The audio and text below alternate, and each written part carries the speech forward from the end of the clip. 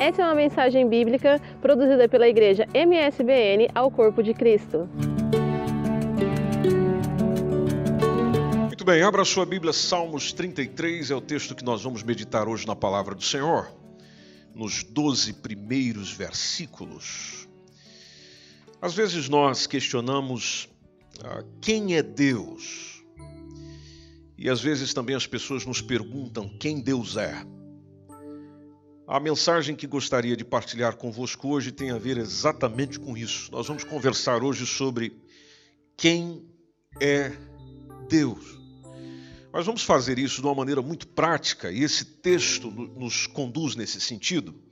Se você observar desde o versículo 1 já é um convite, quando o salmista diz: regozijai-vos no Senhor, vós justos, pois aos retos convém o louvor. Segundo versículo também é um convite: louvai ao Senhor com harpa, cantai a Ele com saltério de 10 cordas, e é claro, isso tem a ver com os instrumentos da época. Se esse texto fosse escrito hoje, estariam os instrumentos que estão aqui em cima e tantos outros. Cantai-lhe um cântico novo, tocai bem, e de que maneira?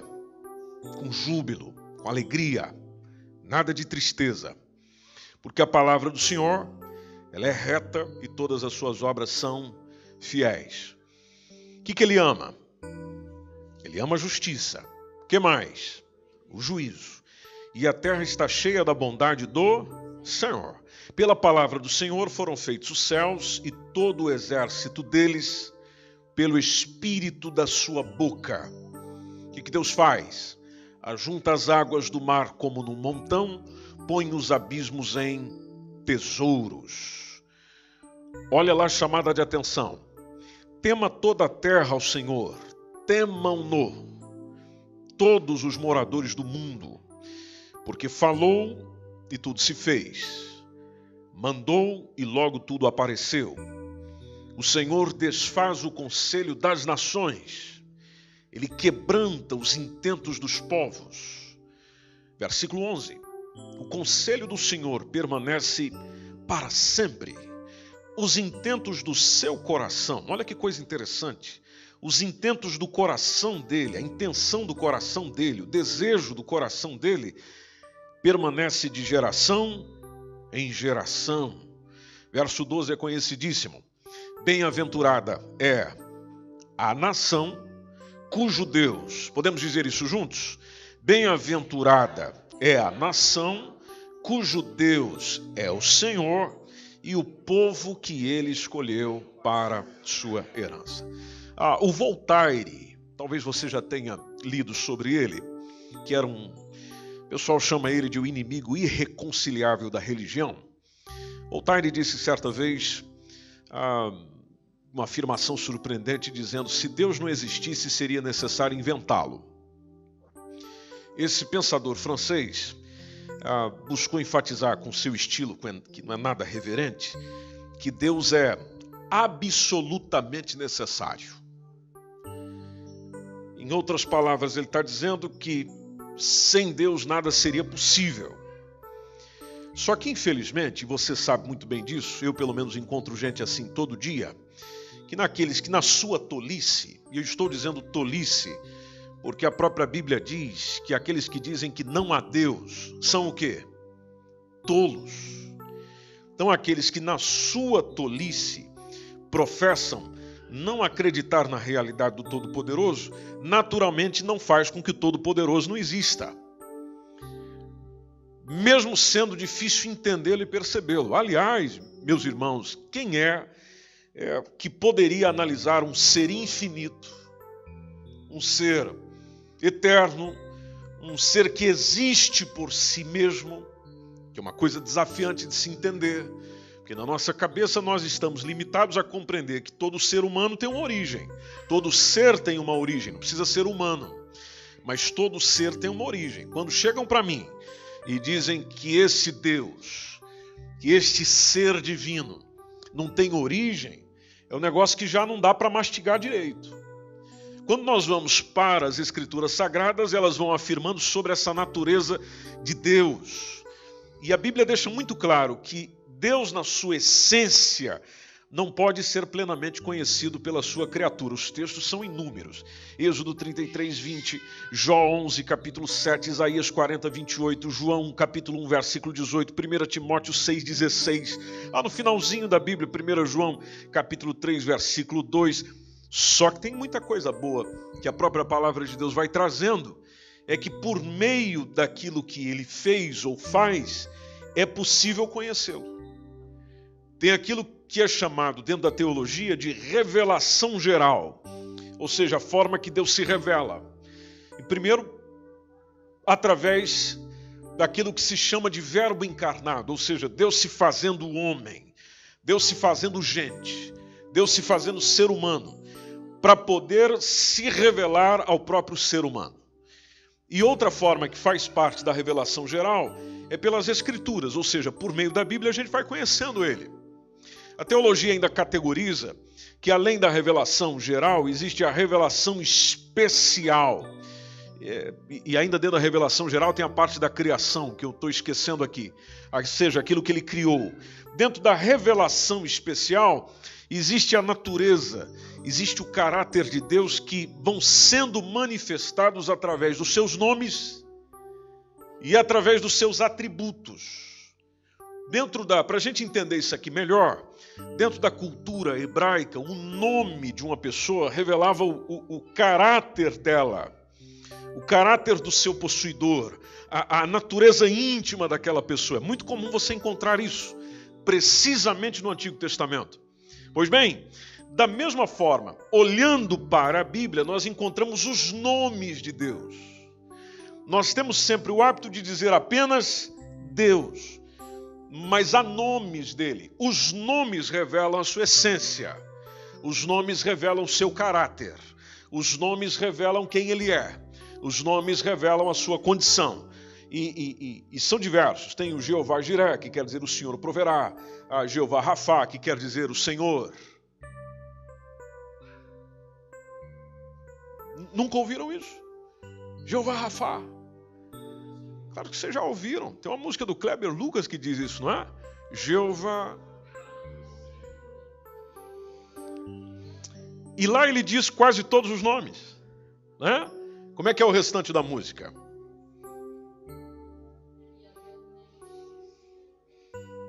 Elo. Eu tô bem cantando, bem tímido.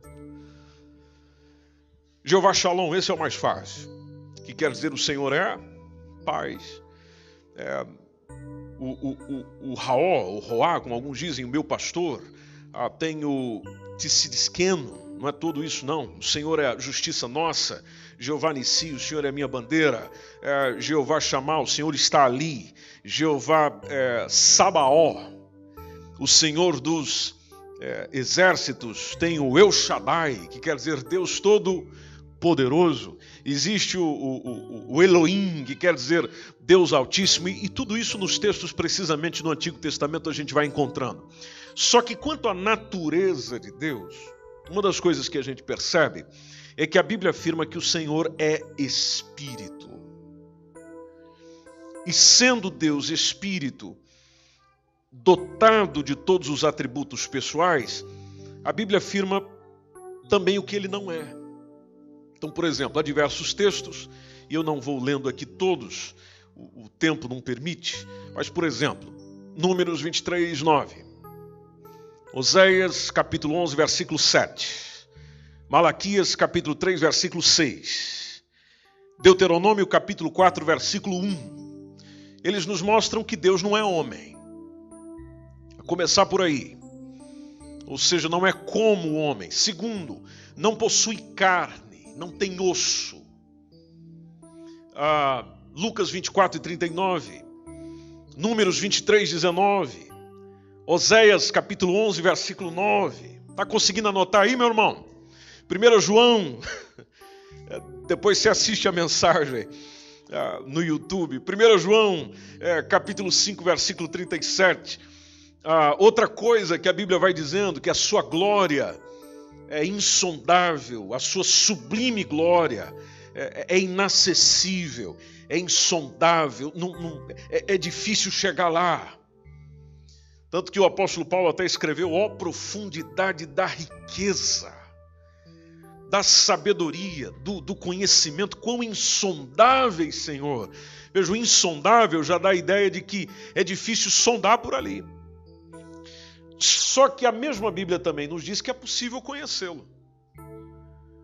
O texto de Oséias 6:3 nos tem o convite para nós conhecermos e prosseguirmos conhecendo.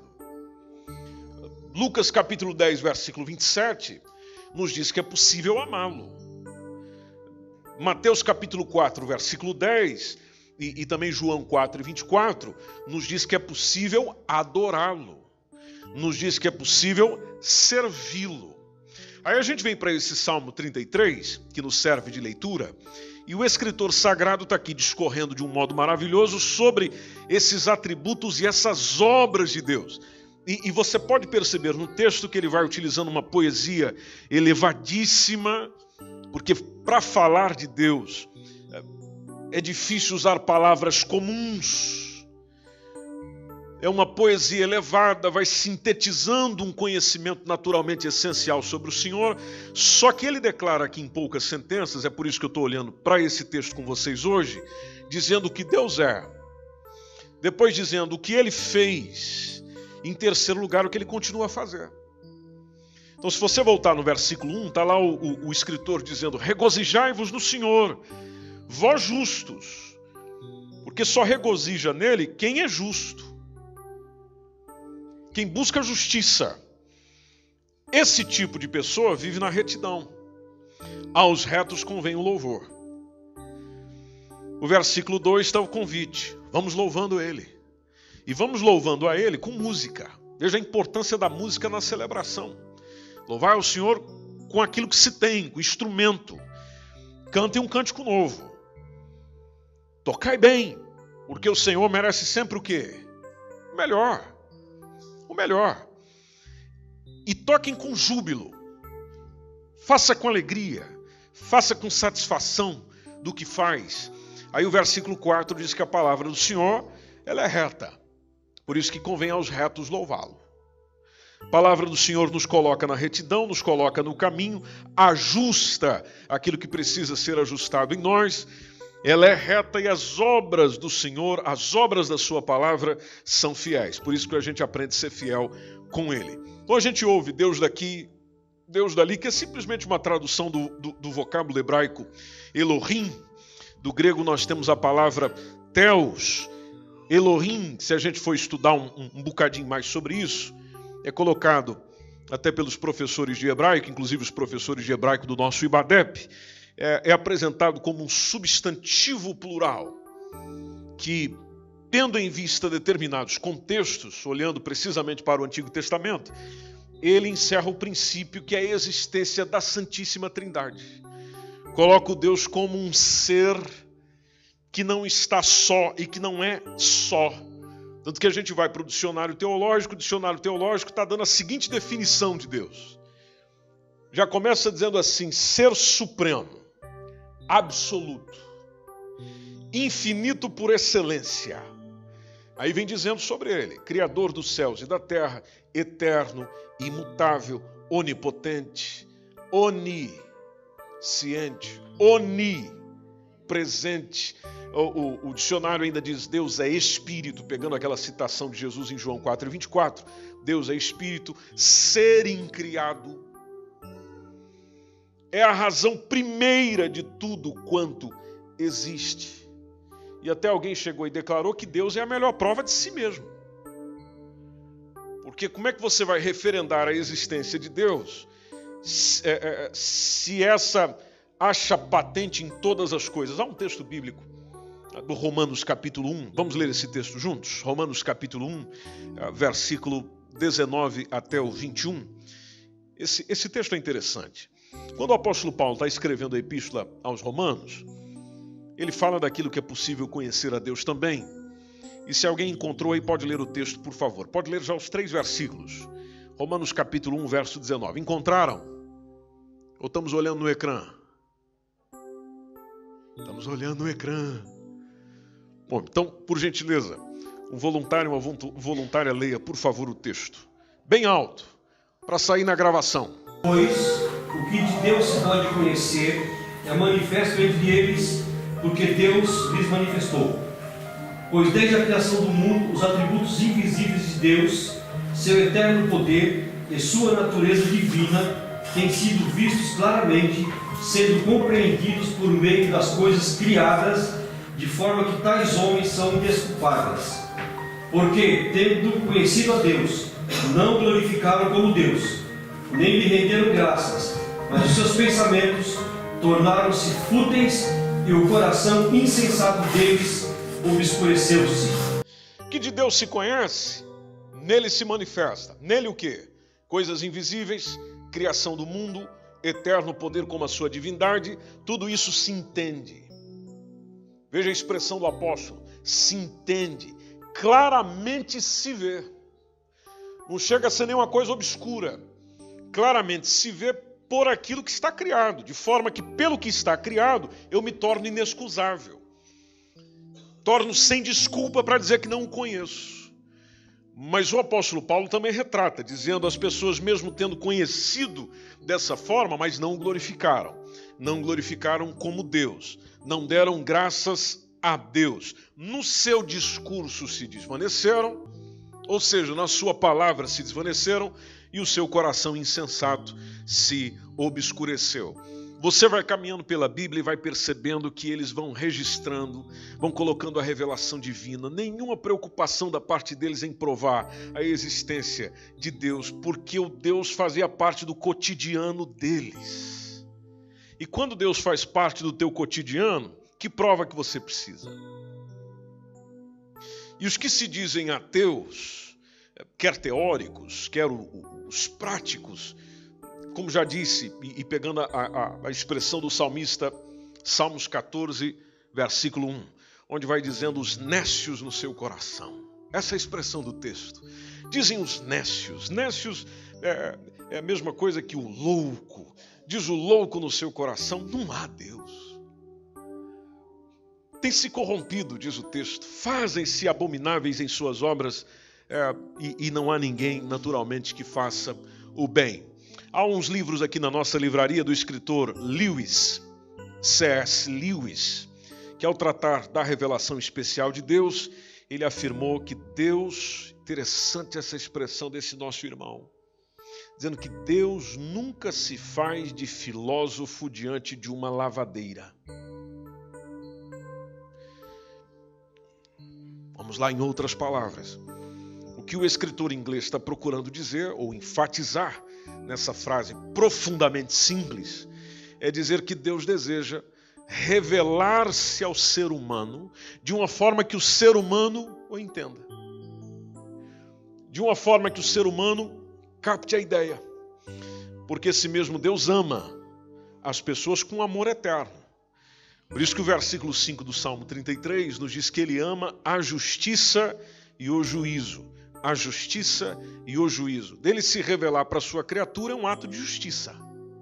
Dele dar uma oportunidade a essa criatura de conhecê-lo cada vez mais, tem um ato de juízo, de ser justo para com ele, justo para com ela.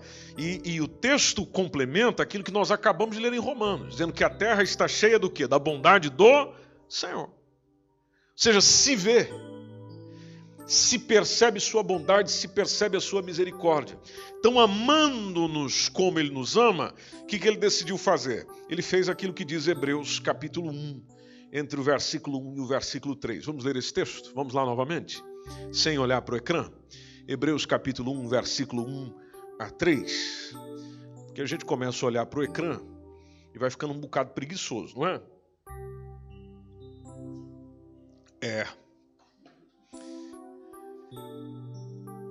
Aí depois eu nem sei onde é que fica Hebreus na minha Bíblia, né? Vamos abrir em Hebreus. Epa, não sei. Cadê o ecrã? Cadê o ecrã? Vai ter momentos que não tem ecrã. É a sua Bíblia aí mesmo. Então, Hebreus capítulo 1, versículo 1 a 3. O que diz o texto? Quem pode ler aí para nós, por favor? Havendo Deus, desde a antiguidade, falado em várias ocasiões, de muitas formas, aos nossos pais, nos falou mediante seu Filho, a quem constituiu herdeiro de tudo o que existe e por meio de quem criou o universo. Ele, que é o resplendor da glória, é a expressão exata do seu ser, sustentando tudo que há pela palavra do seu poder. Depois de haver realizado a purificação dos pecados, ele se assentou à direita da majestade nas alturas. Veja que coisa linda essa revelação de Deus, fazendo isso agora como um ser humano. E esse finalzinho do versículo 2 diz, por quem, e aqui ele está falando do Filho, Jesus Cristo, a quem constituiu o herdeiro de tudo, por quem fez também o mundo. E lá no versículo 6, que nós lemos de Salmos 33, lá está dizendo, pela palavra do Senhor foram feitos os céus, e todo o exército deles pelo Espírito da sua boca. Bom, sintetizando e pegando aqui diversos outros textos rapidinho, nós podemos entender pela própria Escritura de que quem vai criando e fazendo é justamente o Filho, a segunda pessoa da Trindade, que ele é a palavra viva. João 1:1 nos diz, no princípio era o Verbo. E o Verbo era Deus. E o Verbo estava com Deus. Trocamos o texto, né? Trocamos ou não trocamos? Vamos voltar no 1? Era o Verbo. E o Verbo estava com Deus. E o Verbo era Deus. Há outras versões, talvez seja aquela que você tem na mão, já coloca a palavra. No princípio era a palavra. Essa palavra, e tomando lá o texto de Hebreus e tantos outros, nos dá a entender que a criação acontece exatamente como Hebreus diz, por meio desse Filho, herdeiro de tudo e por meio de quem também se fez o mundo, que é a expressa imagem da sua pessoa, do resplendor da sua glória, sustentando todas as coisas pela palavra do seu poder, havendo feito por si mesmo, e aqui nos lembra sobre aquilo que ele fez por nós, a purificação dos nossos pecados. Veja a intenção de Deus de mesmo sendo um ser inacessível, tem a intenção de deixar-se ser acessível para as suas criaturas, para aqueles a quem ele ama. Então, se a gente for caminhando aqui um bocadinho mais, por dentro da palavra de Deus, nós entendemos até aquela citação de Paulo a Timóteo, 2 Timóteo 3, 15 a 17, quando ele dá um conselho ao jovem pastor Timóteo, dizendo, Timóteo, você já sabe as sagradas letras, elas podem te fazer sábio para a salvação pela fé que há em Cristo Jesus. Versículo 16 nos ensina dizendo que toda a escritura divinamente inspirada, e aqui nos lembra a Bíblia, a palavra de Deus é proveitosa para ensinar, é proveitosa para redarguir, é proveitosa para corrigir, para instruir em justiça, porque dela ou por meio dela o Senhor vai se revelando para nós também. Qual a intenção? A intenção está no verso 17, para que o homem de Deus seja, de que maneira? Perfeito e perfeitamente instruído. Veja, perfeito e perfeitamente instruído, porque quem aprende errado faz errado. Amém? Estou certo ou errado? Quem aprende errado faz errado. Deus tem a intenção de que nós aprendamos certo, para poder fazer certo. Onde estão as suas orientações? Na palavra de Deus. Nela nós somos perfeitamente instruídos para toda boa obra, conforme vai dizendo o texto. Mas voltando para essa natureza essencial de Deus, já que nós estamos falando dele, essa natureza que é alta demais, que a gente não consegue atingir, tanto que é isso que diz o Salmo 139, 6. Quando a gente vai caminhando por dentro disso, tem uma expressão que veio de Tomás de Aquino dizendo que o máximo que nós conhecemos de Deus é nada em relação ao que ele é. E isso é verdade. Um dos seus atributos, por exemplo, é justamente a aceidade. Você já ouviu falar disso? Aceidade, que é um atributo natural, absoluto, incomunicável de Deus. O que isso quer dizer? Quer dizer que ele existe por si mesmo. Ou seja, Deus não depende de nenhum outro ser para existir ou para continuar existindo. Ele tem vida em si mesmo. Outra coisa que às vezes as pessoas, algumas têm dificuldade e é difícil às vezes explicar, é sobre essa parte da espiritualidade. João 4,24, quando o próprio Senhor nos identifica dizendo, Deus é Espírito, que é o que ele afirma à mulher samaritana. Nessa definição essencial de Deus, nós aprendemos algo muito importante. Que Deus é um Espírito puro e simples, ele é o que é. O que a palavra Espírito quer dizer? Quer dizer que ele não é composto de matéria, ele não possui uma natureza, nem dimensões físicas. Sendo Espírito, ele transcende o mundo material. Só que interessante que ele mesmo assim quer manter uma relação redentiva, de redenção, de salvação, com esse mesmo mundo. Que é criatura sua, que é feitura sua. Outra coisa que nós sempre ouvimos, alguém de vez em quando canta, prega, testemunha, diz, nosso Deus é grande. Eu, por exemplo, há anos atrás, conheci um irmão que só dizia isso aí. Você encontrava ele, Pai do Senhor, irmão, está tudo bem? Pai do Senhor, Deus é grande, Deus é grande. Essa imensidade que se refere sobre ele, isso tudo vem dos textos bíblicos, porque é um atributo exclusivo dele. E o que isso quer dizer? Que ele é grandão, que ele é enorme, que ele é um gigantão? Você sempre entendeu assim? Não.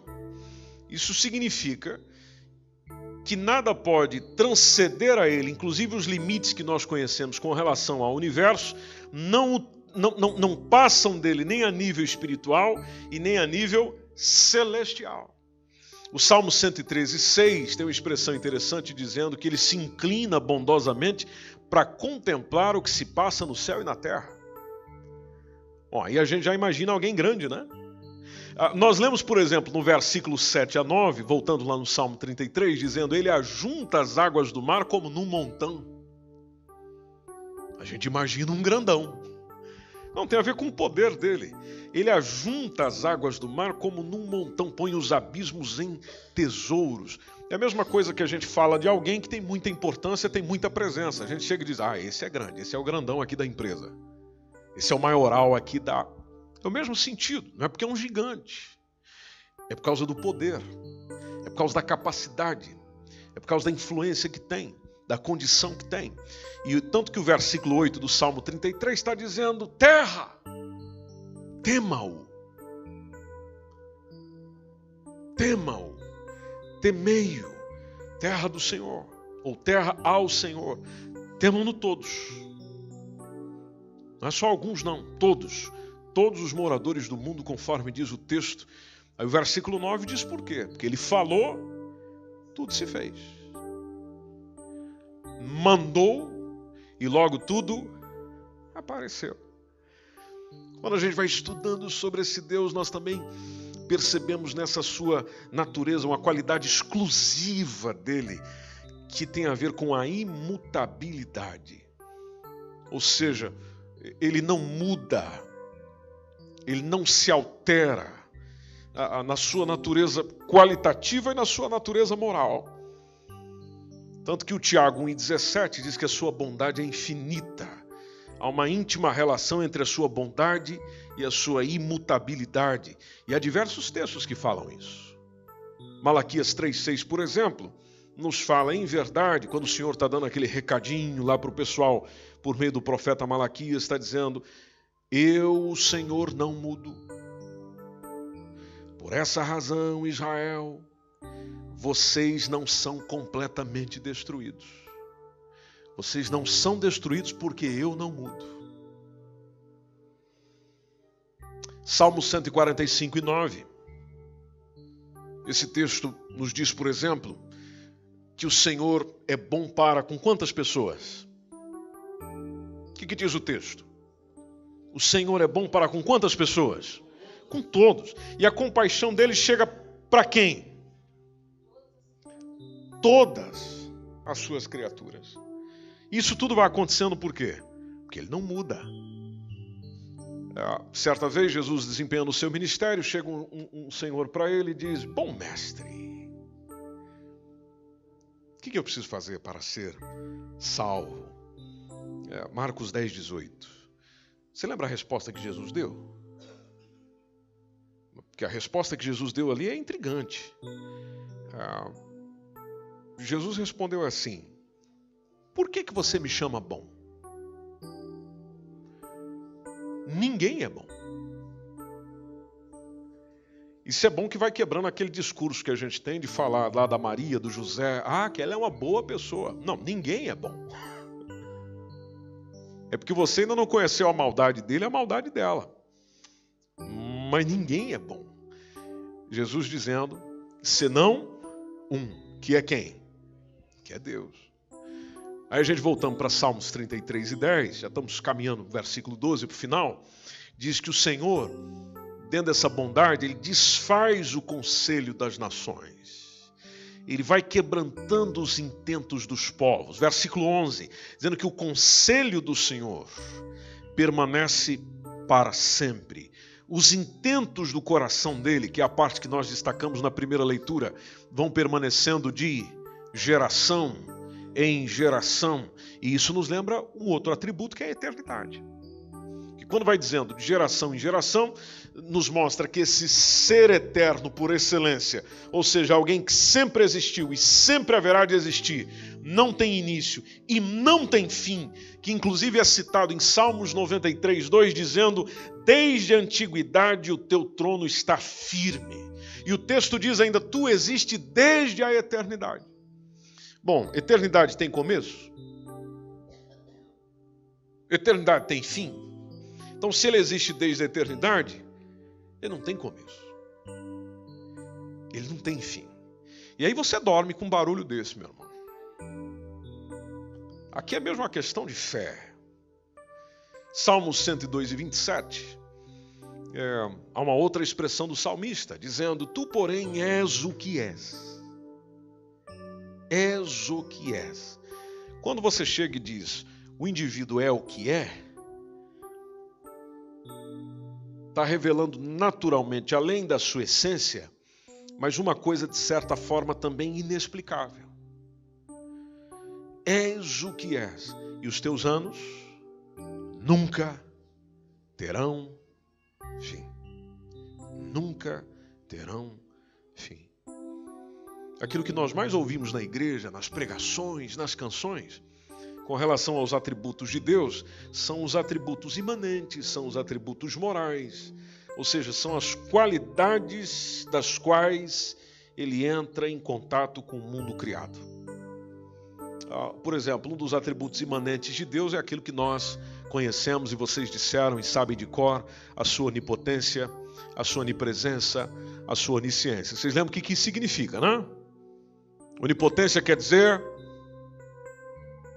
todo poder. A Adriana falou do Jó. O Jó é que chegou lá no capítulo 42 e 2, dizendo, eu sei que tudo podes. Nenhum dos teus planos podem ser frustrados. Tudo podes. No caso da onipresença, no qual é possível ele estar em todo lugar. Apesar de que Jesus nos mostra muito bem, quando fala onde estiverem 2 ou 3, estarei no meio deles, quer dizer, estarei onde sou chamado. É possível ele estar em além de um lugar, mas onde ele é chamado, onde ele é bem-vindo. Ele não anda por aí à toa. Outra referência que nós sempre pensamos é com relação à onisciência de Deus que conhece todas as coisas. Até os Salmos 44 e 21 fala disso.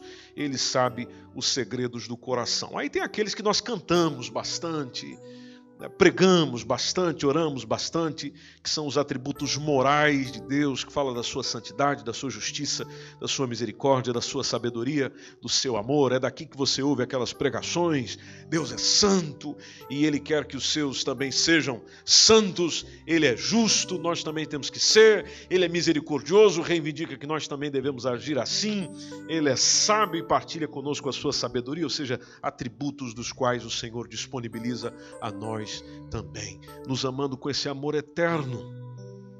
E nós também sendo convidados a amá-lo de todo o nosso coração, é onde a gente finaliza com o versículo 12, dizendo, bem-aventurada, mediante tudo isso.